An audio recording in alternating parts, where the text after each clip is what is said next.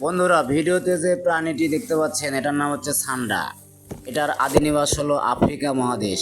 তবে বর্তমানে এটি প্রচুর পরিমাণে সৌদি আরব, দুবাই, পাকিস্তান এবং অন্যান্য মরুভূমি কান্ট্রিতে পাওয়া যায়। এই প্রাণীটি আকারে 3 ফুট পর্যন্ত হয় এবং অনেকগুলো 10 ফুট পর্যন্ত হয়ে থাকে। এর পেছনে অনেক বড় বড় কাঁটা থাকে।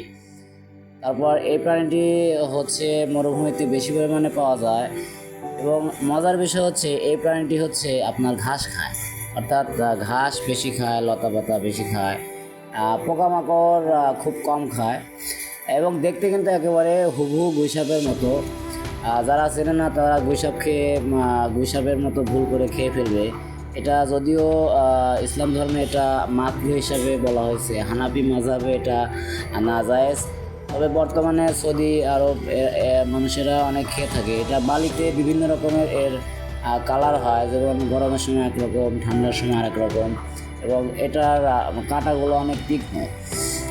তবে এই প্রাণীটি দেখতে অনেক সুন্দর। এটা বর্তমানে এত পরিমাণ খাওয়া হয় যেটা বিলুপ্ত হয়ে যাচ্ছে। এটাতে অনেক পুষ্টি আছে, কিন্তু এটা কিন্তু আমাদের ইসলাম ধর্মে জায়েজ কি না জায়েজ এটা শুধুমাত্র ইসলামিক স্কলাররা বলতে পারবেন। তবে বর্তমানে সৌদিতে প্রবাসীরা এগুলা কাজ করে এবং এটা নিয়ে বাংলাদেশে অনেক মজা করা হচ্ছে। এটা একদমই ঠিক না। দেখুন এরা কি সুন্দর করে পোকামাকড় খাচ্ছে। তবে এই প্রাণীগুলা মরুভূমির গর্তে বাস করে এবং পাথরের নিচে বাস করতে ভালোবাসে এবং এদের পেছনের যে আছে মানে লেজটা, এই লেজ দিয়ে মানে অনেক শক্তিশালী। এটা দিয়ে এরা মূলত আত্মরক্ষার কাজে ব্যবহার করে। এটার বৈজ্ঞানিক নাম হচ্ছে ইউরোম্যাস্টিক্স।